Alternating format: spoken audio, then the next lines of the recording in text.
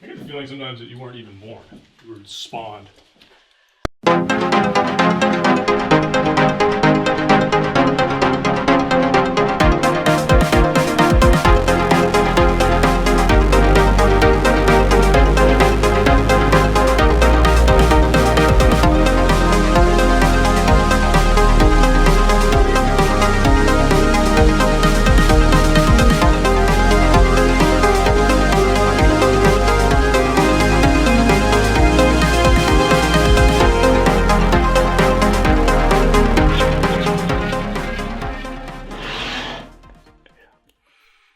Welcome to Curiosity Public. I'm Dutch. Jules here. Dylan.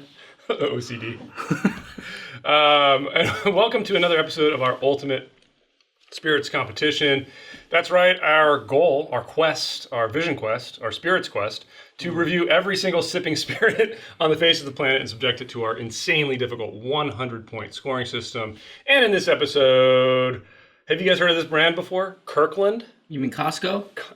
That's right. Is it Price Club? Kirkland Bourbon. And Petco? This is Kirkland's Tennessee Bourbon. Not their Kentucky Bourbon. Their Tennessee Bourbon. So Jack Daniels? Or Dickel, right? Those tend to be the only two, big distilleries in Tennessee. We know Jack tends to only put stuff out that's called Tennessee whiskey. They don't like to call it bourbon.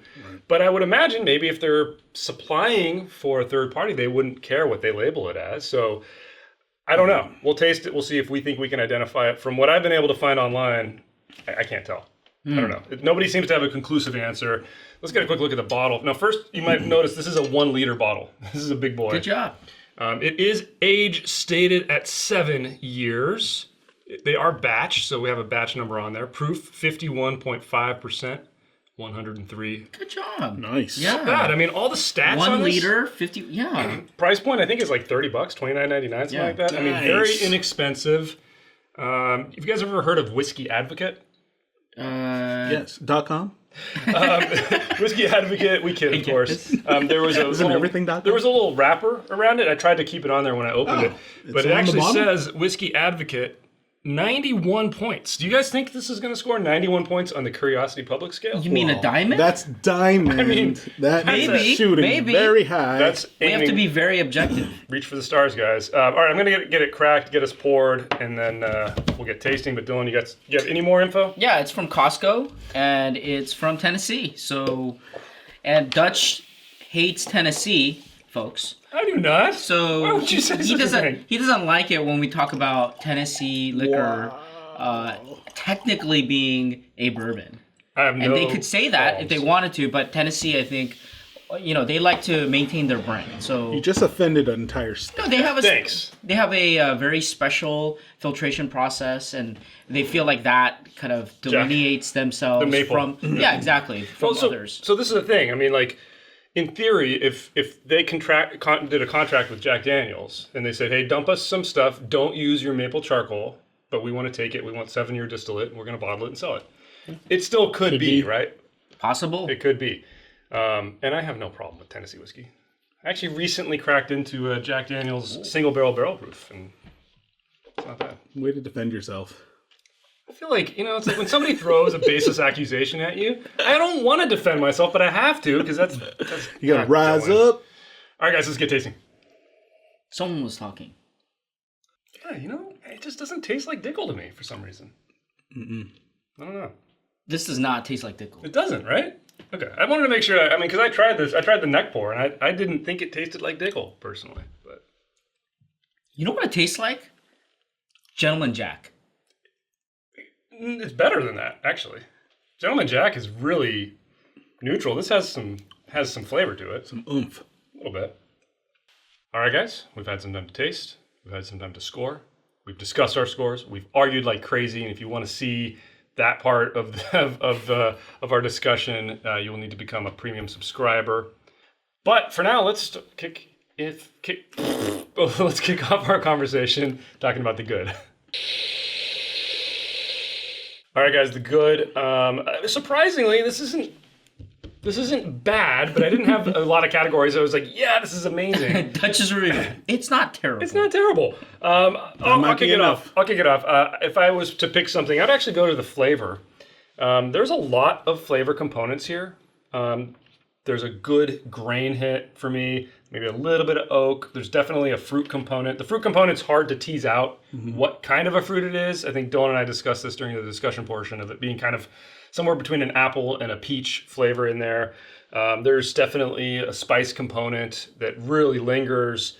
But overall, I thought, look, the flavors here are not bad. It doesn't taste like Dickel. It doesn't really even taste like Jack Daniel's. So I don't know what it is necessarily, but there's something there to tease out on the flavors at least.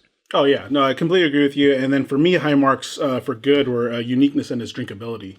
For one, for being a big box warehouse store. $30. Putting their label on there. $30, age stated, 100+ proof. Amazing. They didn't even put it in a plastic bottle. They actually put it in a glass bottle. I mean, you got to appreciate that. And then, again, it's completely drinkable for not knowing what the source is. I mean, unreal. Yeah, who'd have thunk? All right. So, good. I mean, it's a little difficult. I think I'm going to try to defend the body. I mean, these guys did not think the body was that great. I thought it was fine. I thought it was good for what it was. It's not super high proof, and yet it lingered on the palate. It coats the palate fine. It was pleasant. It was good. It wasn't thin. I mean, you sometimes think like these kind of off brands will provide a subpar experience. True. It did not do that in terms of the body. So that's why I defend the good. You defend the body. Yeah, the good body. It's got a good body. Yeah. Okay, guys, let's move on to the bad. I'll kick it off. Despite how good of a value I think this is, and we'll talk about value next, but the aesthetics... there's a couple things I do like, right? Like we have an age statement, very good. Awesome, and a batch number. We got a batch number. We have all the info that we would expect, but at the end of the day, it's kind of a bland bottle. It's a bland label. It definitely doesn't stand out. It doesn't stand out. I mean, we know Kirkland is trying to push the envelope to have its store brand to be considered better and better. I think they could do better than this on presentation. That's all I'll say. It was a little below average. You want the Old Fitz? Put this in the Old Fitz decanter. People would spend $100 on it then. Certainly double. This guy would. Certainly double, definitely. Another thing for me, harping on what Dylan said, the body was bad. I mean, because it was moderate to thin on the body and the mouthfeel for me. Yeah, I'm more with you. And then there was also a burn that did linger that wasn't necessarily that great. And that's why. Yeah.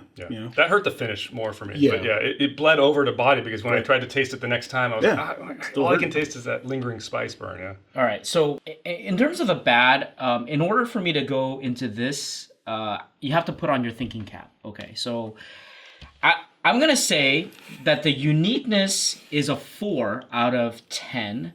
And yet, even though that seems like it's bad, it's actually a good. That's and here's a bad score. Be quiet. I'm going to tell you why.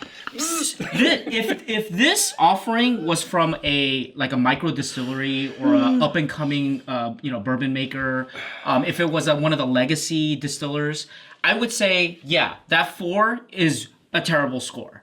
But this is not trying to be the champion of bourbons. What it's trying to do is trying to be a replacement or a worthy replacement of the legacy or the micro distiller at a fantastic value.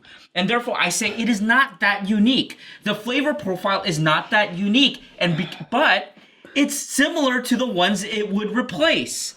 It's similar to the ones it would replace for a very, very, very low price. There's got to be like 0.5%. Someone out there.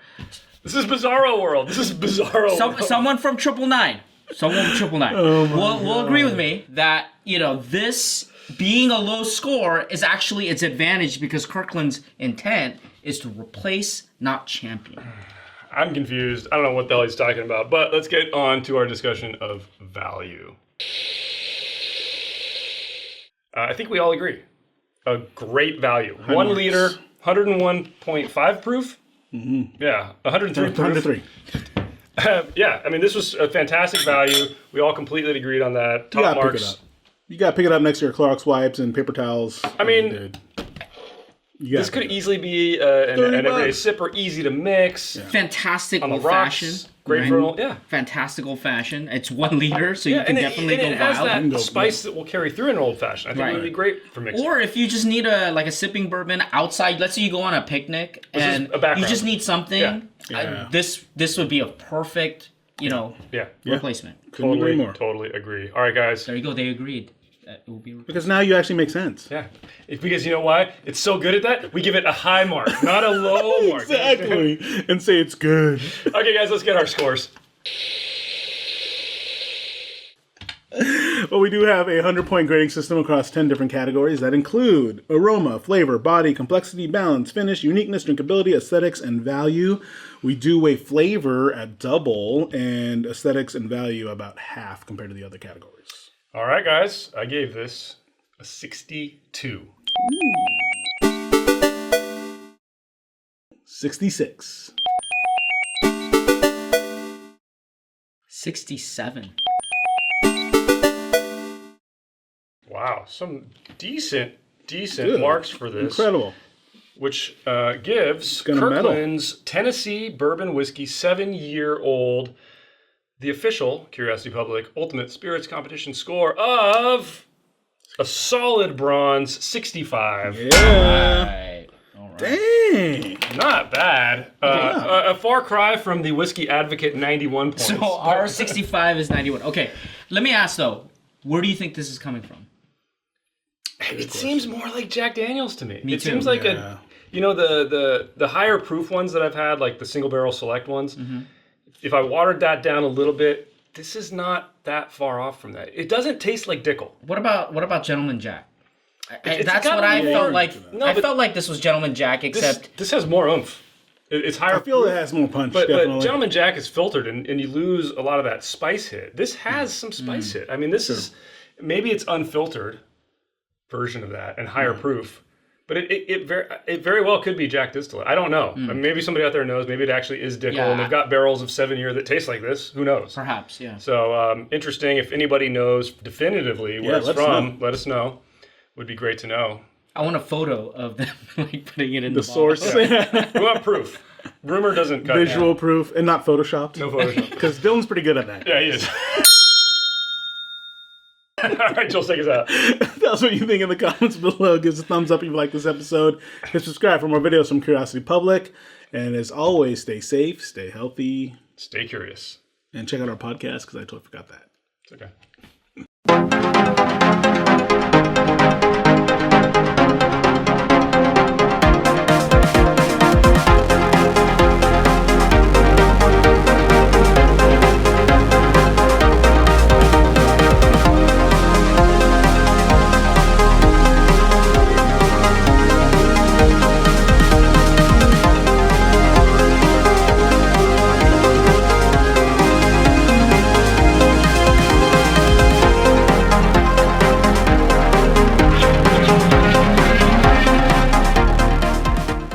$30, 1 liter. Yeah. I mean, a good mix, I think, for you guys. Definitely. And a good mixer. it kind of tastes like it's filtered. No? There's so much pepper. It's weird on the finish that I don't think that would be. I mean, like if it was filtered, I feel like it would be less intense. Now I'm getting that like little bite on the finish. Yeah.